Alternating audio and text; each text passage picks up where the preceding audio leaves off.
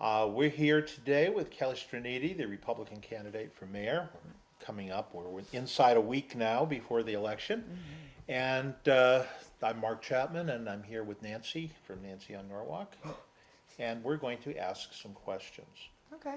And I'm going to start off with the fact that you had 6 years on the council and then you walked away for what, 4 years? Yes. And now, what made you decide to come back? Well, when I decided not to run for re-election again, I'll start at that point in 2011. My son was going into his senior year of high school. I had been active in the community, very active for many years since he was really little. Even before I was first elected, my first election was in 2003, and I was active for years before that in the Broad River Neighborhood Association and everything. So I wanted to spend the time at home with him, and it was wonderful that year. And then the following year, my husband and I, got settled into empty nesting and seeing what that's like. And around the end of the second year, I started to realize, okay, that was fun, and now I'm looking for something else to do. And so I picked up a bunch of hobbies, several different hobbies along the way, and did some volunteer work also outside of city functions. And and so by about the end of year 3, going into year 4, I realized that what I really missed was public service. Was being involved in our government here. And I sat back and watched some of the things going on in the last couple of years. I was a little bit concerned about the direction that the city was taking. And so that's what made me want to step up into this. And a lot of people said, oh, it seems like the next right thing, like a natural fit for me. And I kind of felt like that as well. Okay. Now, you got a bit of a late start. Money-wise, you've been outraised better than 3-1, which would seem to indicate possibly not the level of support that you would like to have challenging an incumbent mayor. Oh, no, I don't see it like that at all. No, you don't? No. Okay. So I think that I actually got an early start because I started my campaign 8 months ago, back in February. It was in April that I announced. So that's when I started, hitting the doors and everything like that. As far as fundraising goes, I had a goal of raising $35,000. I knew that the mayor would raise at least $100,000 as an incumbent. He automatically is getting the funds from the developers. He's getting a lot of union donations, things like that, donations that I have not been receiving. So I think that what's really important to look at is, one, I've exceeded my goal.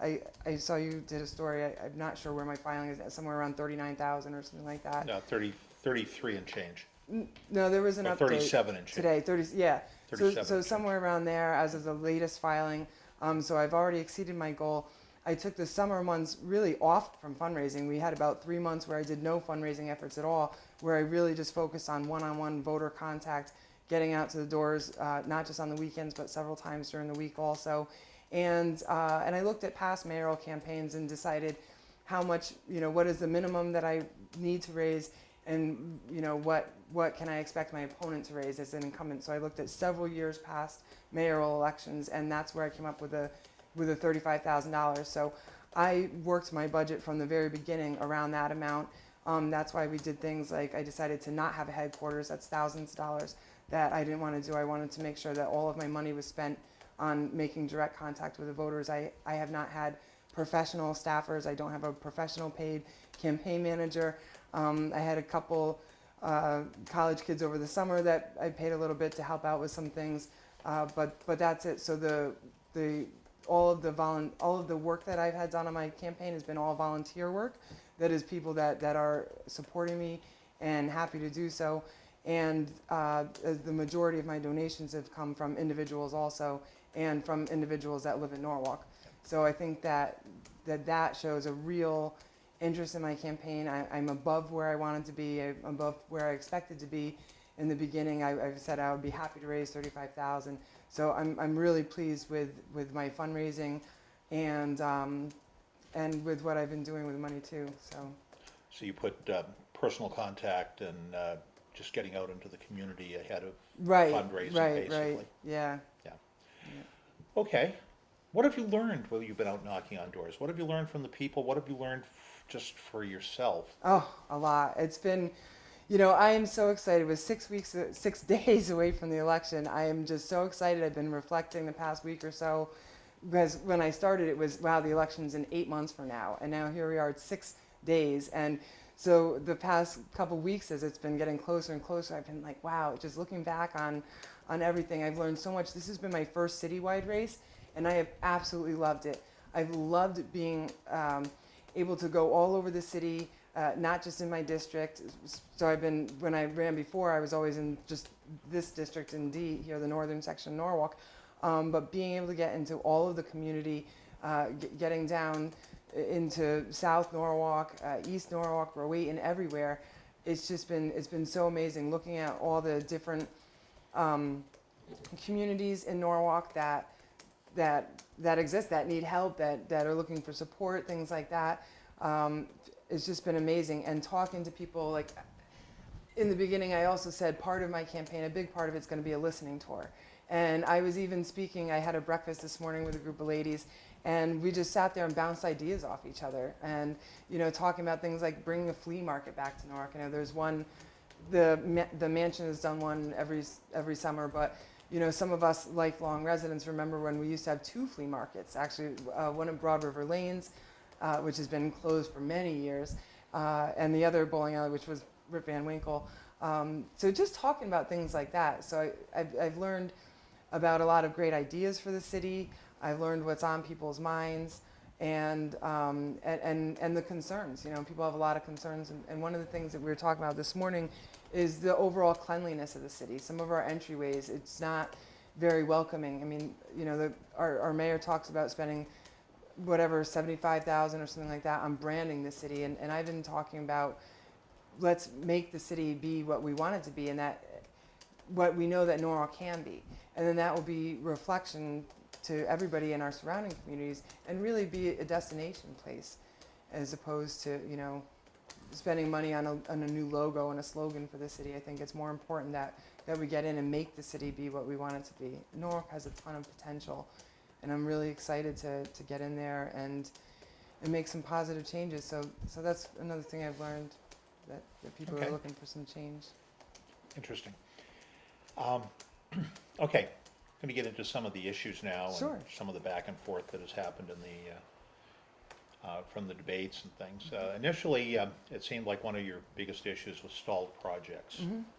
And do you still think things aren't moving, or would you like to kind of just sort of maybe walk that one back? Or, I mean, it seems like everything started popping. Yeah, well, I think that's a great thing to address. So, and this came up at the chamber debate yesterday too. The mayor has taken credit for things that are coming online now, things that were not stalled by the city government. When I was on the council in 2011, we continuously granted extensions to POCO to develop Wall Street. And it was them who were not able to get their funding in place. So the perception that it's been stalled because of the prior administration is completely inaccurate. I'm happy to see that something is finally going on there. It's been critically impacting the businesses on Wall Street, especially on Isaac Street. There's no parking. There's one little lane to get in. And so I'm very happy to see things moving along. As for the mall, I was concerned in the beginning because the mayor expressed that he was not supportive. He compared it to Pathmark, said malls, 17% of them, I think was a figure used, are set up to fail. So I was very concerned about his initial lack of support for it. I'm glad that he's changed his mind on that. But that moving forward, I really credit to the Common Council, and especially under Councilman Doug Hempstead's leadership on the Planning Committee, who held joint committee meetings between planning and redevelopment, helped move that along quicker than any other project that I can remember in the city's history, especially a project of that magnitude. To move it along to the point where it's at now, I think is tremendous. And that's the kind of policy and the kind of forward thinking that I would bring to the office of mayor, making things like that policy for all projects going forward, so that we don't miss economic cycles, because that's a lot of what's happened also with the redevelopment over the years in the city, as we've seen with that parcel that the mall is proposed to be at, the Reed Putnam parcel. That how many times have we missed the economic cycles there? That there's been proposals like the proposal, the original LDA for that, And then all of a sudden we get to a point where the market turns and it's not feasible anymore. So I'm happy to see some of these projects moving forward finally. But I do think that credit should go to where it's due for that. Well, your credit, you mentioned Doug Hempstead. He's still expressing concern about the overpass over North Water Street. Things came up right to the deadline for them. Larry Cafaro, a stalwart of the Republican Party, the attorney, still expressed a lot of concern because the city insists on, for the first time, the council ever having architectural input into that. So I think there's still concern that Doug Hempstead and some others could potentially still slow things down and delay it and derail it. As mayor, what kind of what do you think you could do to keep that moving along if that becomes an issue? Well, I think, and I didn't read the full article on it this morning. I've had a bit of a busy morning, but as my Nancy on understanding, Norwalk should be the first thing you read in the morning. it is absolutely. But it's my understanding that the full council passed that it passed unanimously. It passed unanimously, Right. but there were if you when you read the story, you'll see that there's still reservations. Right. And I completely understand where those reservations come from, because that overpass, well, that area right now that will have this overpass is an entranceway to South Norwalk. And I commend all of the council people that have expressed concerns for that, because we want it to be open, we want it to be welcoming, and I think at the same time as that we want to move things forward and have the joint committees and everything, I think the council has done a wonderful job in making sure that things aren't pushed through either. So there's a difference between progress and development and moving things forward, and as opposed to just ramming things through to get them done. And I believe that it seems that there is a good consensus now that has been a major area of concern. And at the same time, I understand the developer's point of view too. I mean, it makes sense that you can't have one store stand alone away from a mall. There's got to be the connectivity there. And so that makes sense. And I believe that, with the differences that it's down to now, I think we start out with a couple 100 feet difference down to a much smaller amount. I think that it's doable. We just get people down, sitting at the table, and making sure that it works out. This project has come a long way, and I'm sure that it will move forward. And as mayor, I'll make sure that happens as well. Okay. You've been hitting pretty hard on the ECS issue. Yes. Mayor Rilling says he has realized he's wasting time trying to lobby people, just as everyone dating back to before Richard Moshe, but also including Moshe and Larry Cafaro, Fred Williams, Gail Lavielle, Chris Perrone, Bruce Morris, Terry Wood, and our Democratic Senate Majority Leader have failed on this. What would you do differently to succeed where everybody else has failed? Well, if I might step back to that, Of course. actually, because it's like a two-part question. Because the first thing is, I'm disappointed with the fact that this was a campaign promise that the mayor made and broke. So that was number one issue. In 2013, this was a huge issue for him. He said that Mayor Moshe didn't do enough, even though we had busloads of people going up to Hartford trying to make a change there. And he said that he would be in Hartford constantly, and the squeaky wheel gets the grease and all this. And then this time, not only has that not happened, but he's expressed that he's had a lot of closed-door meetings. And I have an issue with that. I think that city business should be conducted in an open manner.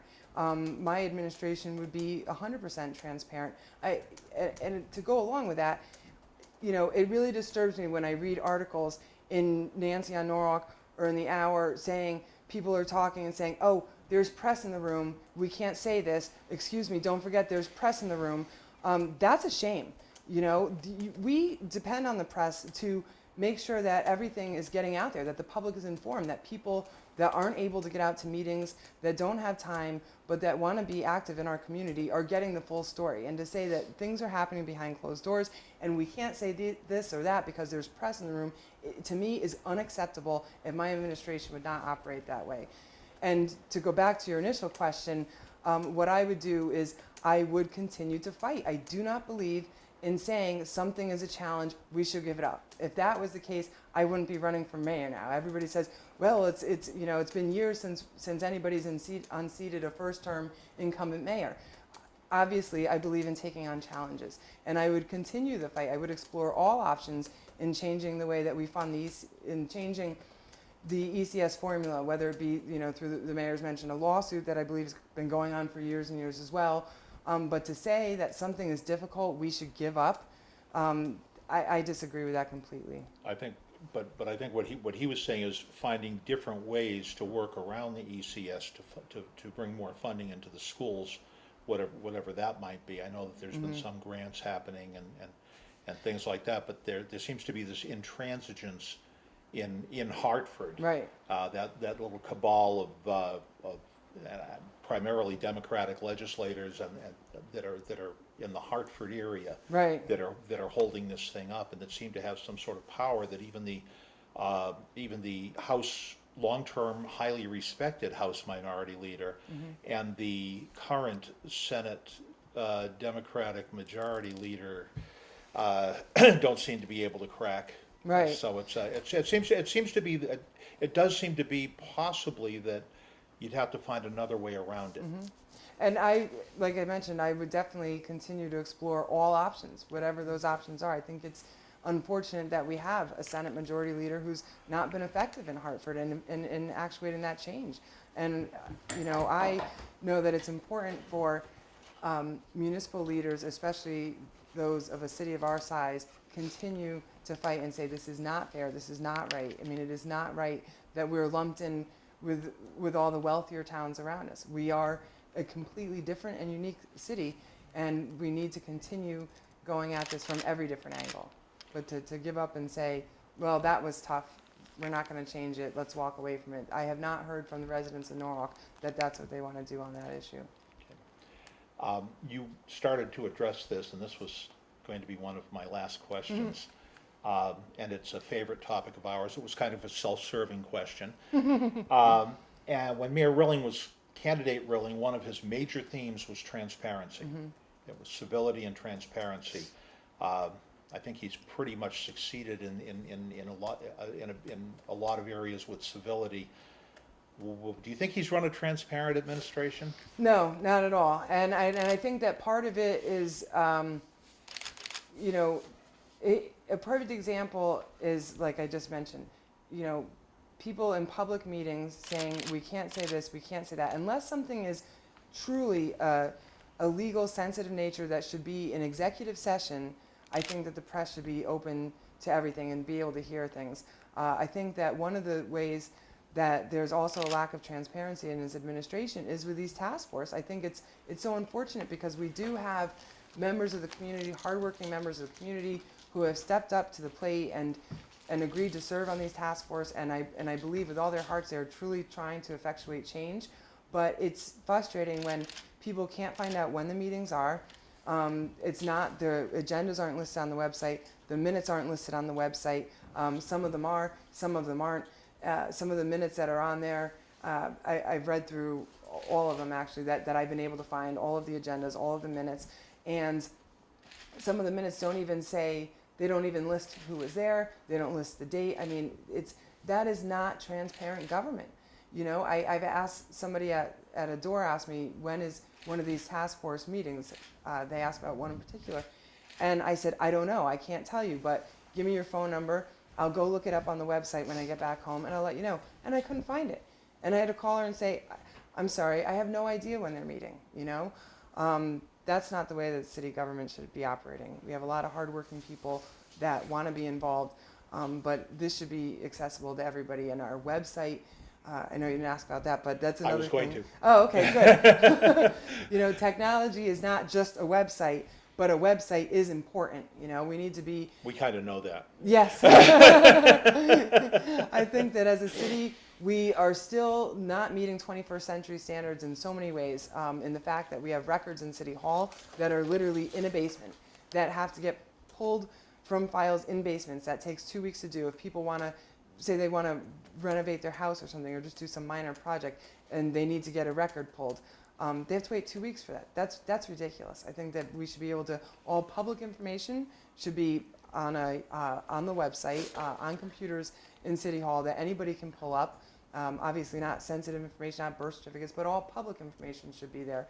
And The other thing is that, I'm sorry, can you go back to the first part of the question? I missed it. for a Which second. question was that? Sorry. You're answering a lot of my questions Yeah. that I haven't asked yet. This one had to do with well, we were talking about transparency. Right. In the administration. Oh, and the website. the I'm web, sorry. but then you went to the website, Yes. and actually I was going to ask you about that, and so let me kind of Sure. help you with that. Is that there were a lot of complaints going into the last election about the fact that and I'm going to editorialize a little bit here. The website, the city website is basically unnavigable. Right. Yes. You can't find anything. We do this website thing for a living. Our son is a website developer and engineer, and I can't make head nor tail out of out of the city website. There are things. It's very disorganized. It's very hard to read. Like most newspaper websites, legacy newspapers, when you go and it's just hodgepodge of stuff. And this is something we hear from Norwalk residents all the time. They're very frustrated. They can't find anything they're looking for on the website. Yes. And then when you talked about the agendas and the minutes, yes, that's another huge frustration for a lot of people, including for us, when you go on and you find things that just haven't been updated, or certain task forces and certain departments too are having really good minutes and some aren't. Yes. And this is something that you say you would address. Yes. Yeah, there needs to be uniformity there. And the website needs to be easier to navigate for everybody. I mean, first of all, I go to the city's website, I want to find out what meetings are happening this week. It's not there. You know, I have found what's going on this week, some of the activities and things like that, but what meetings are happening? I'll speak for myself, I've had to go in and navigate my way through the website and try to find, an agenda. I have to first go to the city department. I mean, if I didn't have 6 years of legislative experience, I've got to say, this would be a near impossible task to do, because I wouldn't even know that, do I have to go to Common Council? Do I have to, and there's so many things that sound similar. Like, I would think the average person might not know that there's a planning committee of the Common Council and there's a planning commission. So people tell me all the time, I tried to go speak on this matter, but I couldn't because I pulled up the wrong agenda. I mean, it should be clear as day how to get around the city's website and how to find out meetings that are going on and how to find out minutes. I mean, it was very frustrating trying to go through council minutes, because I went back through the time that I served on the council and trying to find minutes. And then there would be minutes that were revised. You know, every council meeting, the next council meeting, you approve the minutes from the prior meeting. But the approved minutes, the revised minutes weren't listed on there for many of the meetings. So it's just, it's frustrating for, I think, anybody trying to do anything in the city. And I think that needs to be overhauled. I mean, at this day and age, things like this should be common sense, and it should be very easy for anybody to get information about what's going on in their city. Okay. Let's see, which one will we go to next? Okay, in a recent debate, you said that when you were on the council, every bridge was replaced and the infrastructure was taken care of. But there has been bridge work happening over I-95 very recently, and of course the big ones that the states and feds are paying for, Straffolino and the Walk. We're also hearing a constant drumbeat about crumbling sidewalks, roads that have been ignored for years, and schools and of course this is the biggie, schools that are in disrepair. Not to mention the fact that we need more schools. How do you reconcile all that, and how do you move forward with it? Right. That's a good question. You know, in a city this size, we're always going to have things that need to be done, infrastructure repairs that need to be done. And like I mentioned before, when I was on the council, one of the biggest things was flooding. There was flooding all over the city. It was terrible. So that was number one priority that we had to do. The other thing was the roads. The roads had been long since neglected, and we put more money in the roads than had been done previously. I mean, we averaged about $5 to $6 million in capital funds every year for the road paving projects. One thing that I think can be improved is we have a 5-year capital budget planning, along with a list of roads.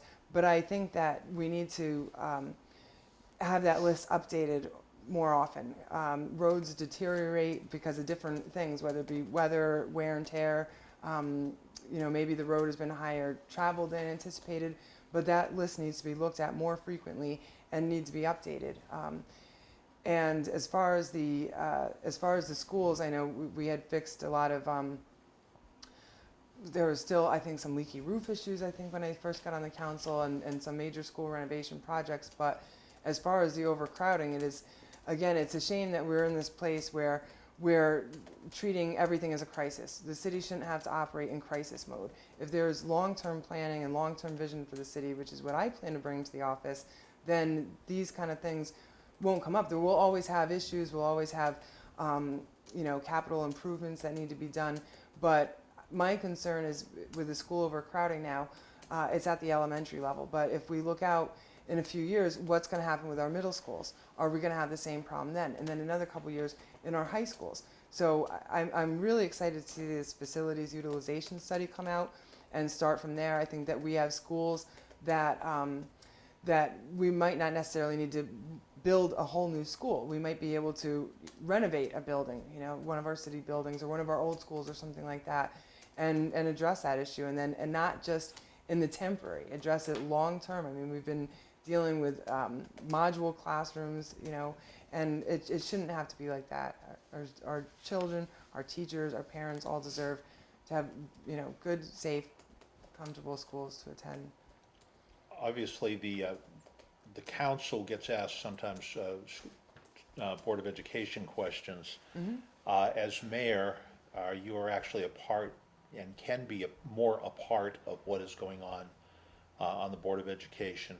Would you take a more active stance with the Board of Ed than the previous few mayors have, or would you be pretty much concentrating on? I mean, there's so much to do, and you have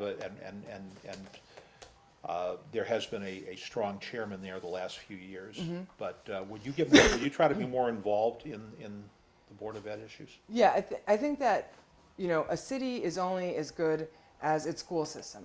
Our community is only as good as our school system. So it's important for a mayor, and I would, as mayor, be very involved in the system.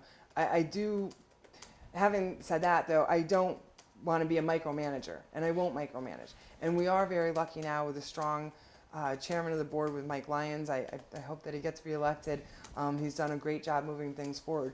We also have a really great superintendent in place now who's proven just in the few months that he's been here that he's another forward thinker, visionary, looking long term at the school's problems and needs and how to address it. And I mean, even just with his approach to the closing the achievement gap, and not only is there a plan to go in there and intervene at the schools that need it the most, look at the ones that are doing best, see how we could apply that, use those tools and skills in the ones that are performing not as well, but also setting up a system to track that assessment, to track the changes and track the improvements and continue to apply that. So I think that, right now the Board of Education is in a really critical turning point, critical for the better, better than they've been doing in years. So I think that it is important to, as a mayor, be very involved along that every step of the way, but to not micromanage at all. I think that support for our superintendent, for our Board of Ed is very important. As we know, there's been a lot of turmoil with that in the past. And I talked a lot about that, how I would handle that situation differently with the claims of racism on the board, but no evidence brought forward. And this has been lingering for about a year now. I think that being supportive of a superintendent and a Board of Ed is more than saying, I attend meetings, I attend a lot of their meetings and I sit down with them. I think that sometimes it's about getting up and speaking up, even if it's against your party, when things aren't going right, because that would be for the betterment of the city, instead of just saying, well, I tried to call a meeting, I couldn't get the people together. That's how I would do things differently, one of the ways in that respect. Okay. Given the fact that that situation is sort of winding down for a few different reasons, and also we're smack in the middle of a deal of that ourselves with Right. the FOI request, and with something else that we haven't written about yet, but we will shortly. I'm going to kind of leave the rest of that alone. Okay. Yes, I completely understand. But that's not a lack of transparency. We're going to write about it soon. Okay, let's see. Okay, another one that hits close to home. During the League of Women Voters debate, I think it was, the subject of the 35-65 housing came up. And you seem to kind of be dismissive of that. You turned it to instead working on getting homeownership programs for people who might have lower incomes, but who are paying high rents. They'd pay less in mortgage, and we're familiar with that over the years. But we're also familiar with the fact that some people don't qualify for the 70,000 plus, and 35-65 would fit a lot of budgets. So you said that Norwalk has more than its share of affordable housing, but affordable, of course, is that higher. It's not really affordable to a lot of people. Do you think that there is room for some sort of, say, 35-65 plan? Yeah, I'm definitely open to that. And in the debates, I'm very limited on time. Well, yes, we can go a little longer here. Yeah. So I found that a little challenging, trying to navigate my way through getting a full point across and making sure that I'm conveying my message and my vision for the city in a 2-minute time frame is a little bit difficult. But my whole thing is about affordable housing for everybody, and I don't mean affordable housing in the sense that we know it for everybody. What I mean is making sure that everybody can afford to live in the city. There are different income brackets in different age groups, different income brackets of people that cannot afford here, cannot afford to live here, or can't afford to stay here. We're talking about our senior citizens who, they're not that Section 8 affordable housing. They're people that some of them own their homes, but they can't afford the taxes here. I'm thinking about, the younger generation, my son's age group, who's 21 and wondering where is he going to go, where is he going to be able to afford to live when he's done with college and is early on in his career and things like that. So what I am interested in is making sure, and it's done through a variety of different ways. It's done through making sure that we have enough tax relief for our seniors, making sure that that people as a whole in Norwalk aren't getting taxed out of the city, that they could afford to stay here. So for me, I'm looking at a big picture approach and trying to tackle that in all different ways, every way that we can, to make sure that everybody, regardless of their income, can afford to live in Norwalk, because it's a great city. Okay, there are some union contracts coming due in the next mayor's term. Police, Public Works, I think, are both going to have to be finalized, negotiated. I'm not sure if negotiations are already starting on those, but I know that they expire in 2016, the current agreements. What are your thoughts on any changes to those contracts, benefit structures, give-backs, sizes of raises? I know that people are very concerned about that because, of course, that's going to have a major effect on taxes. Right. And, going into any budget season, we look at the first thing, and that's contractual obligations, and that's exactly what we're talking about. Now, I would have to sit down, obviously, and go through all of the budget, go through all of the contracts and see, where they're at currently. But I think at the end of the day, what's most important is to make sure that we have something that's fair for the residents and something that's fair for our employees. They all do a wonderful job, everything from all of our city employees, police, fire, teacher, Public Works, but we need to be sure that we are getting something that works for everybody in that. One of the common council people who is not running for re-election was having a problem, and actually I think they might have had some backup from some people that are running for re-election. In terms of the police contract, having problems with things like, police overtime, obviously, which is always a big issue. Do you hire more police, or do you keep paying the overtime? And the other thing that was brought up at the time was payments for uniforms or clothing for plainclothes police. What do you think about those things? I hadn't heard that, so I'm not familiar with it. So I would, to really give a better answer, I'd have to sit down and look at the contract and see, see where it's at and what the actual story is with that.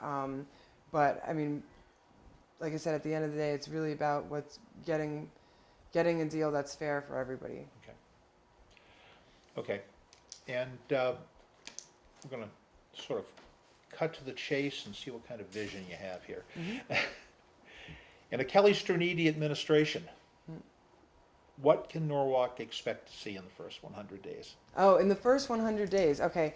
Well, that limits it down a little bit. It does, because obviously Yeah. in the first 100 days, you start finding things in drawers or things. Right. It's like every president that comes into office says, I'm going to do these things. Right. And then they get in there and say, oh, look at all this. Yeah. So, Right. and the same with the mayor.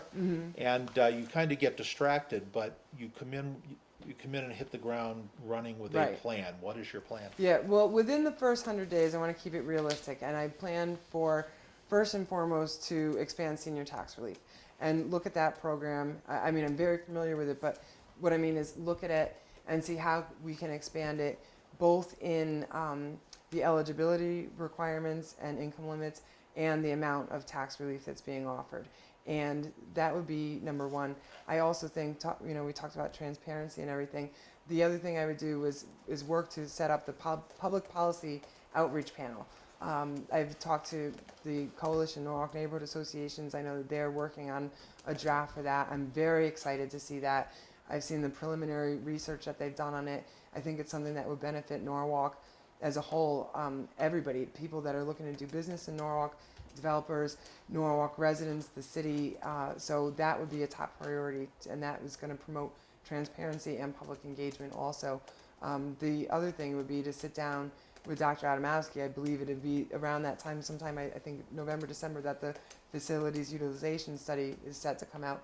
So I'd sit down with him and members of the Board of Ed and talk about that and start to plan for what direction we need to go as far as the school overcrowding and addressing that and addressing it in an appropriate manner, not just putting a Band-Aid on things, and looking at the long-term effects of our school population and setting up a plan for that. One more. There seems to be a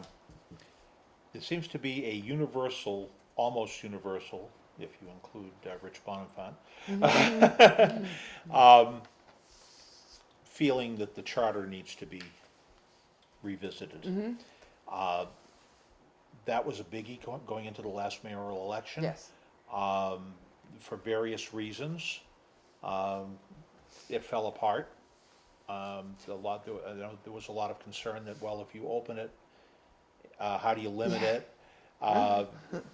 Which is a great reason to say we can't do anything because we might have to do something. Right. Yeah. Again, a little editorializing, to me that didn't make sense. Right.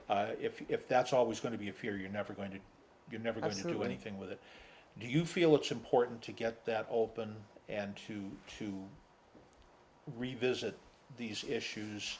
How are you going to get people on board, and would you limit it to terms for the mayor and the council maybe? Yes, absolutely.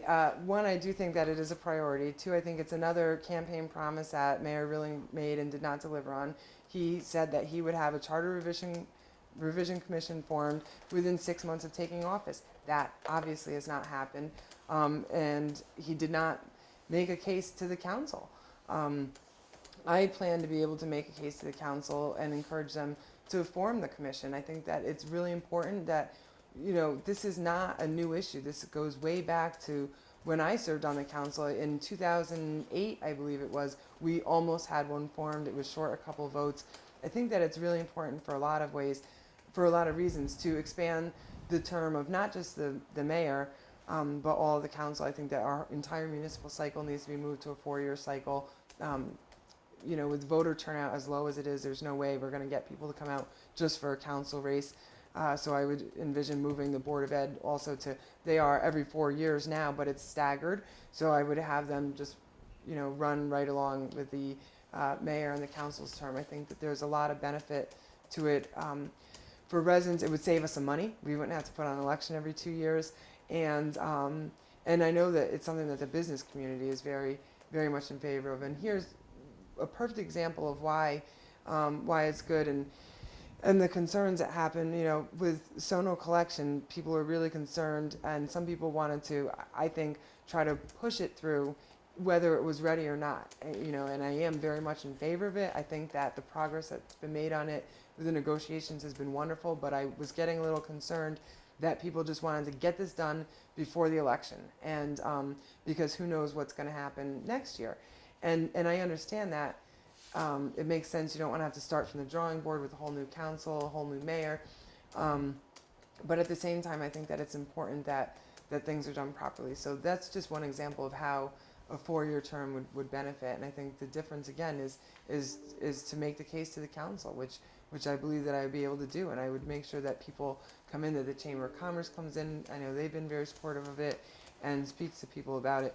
And as for your the remark about the fear that goes along with it, it is true. I've heard it, and I think it's just kind of silly. You know, it's like, oh, it's like opening Pandora's box. I hear once you open the charter, anything could happen.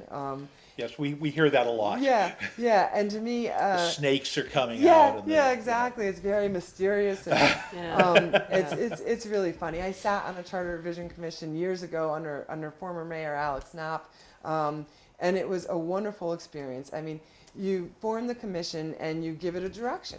Here's the direction. This is what we want you to look at. You have X amount of time. I believe we had 6 months to complete the task, and we did it. It was great. Nobody, not once in any meeting we met regularly, nobody said, hey, while we're in here, let's look at this.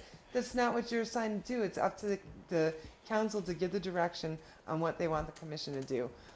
So I think that, again, I agree that if we can't be held back by fear, because we'll never get anything done if we take that approach. I think that it's time to, you know, this has been going on for years. I think it's time to just get in there and do it and see what happens, and then put it out on the ballot to the voters and let the chips fall where they may. Thank you. You're welcome. We've been talking with Kelly Straniti, Republican candidate for mayor. Remember, get out there next Tuesday. We're doing this on a, what day is this? Today is Wednesday. Today is Wednesday. Okay, I've lost total track. I'm sure you have. Yes, everything blurs together. It's all a blur. At any rate, the election is Tuesday Tuesday, November 3rd. Let's get everybody out to the polls, because if you don't vote, you have no right to complain. Absolutely. So thank you, Kelly. Thank you. Thank you for having me. We appreciate it. And thank Harold Coben, who has donated his living room once again for an interview. And we'll be back on Friday, I believe it is, to talk with Mayor Rilling in this very living room on that very couch. And thank you very much again, once again. Thank you. Okay.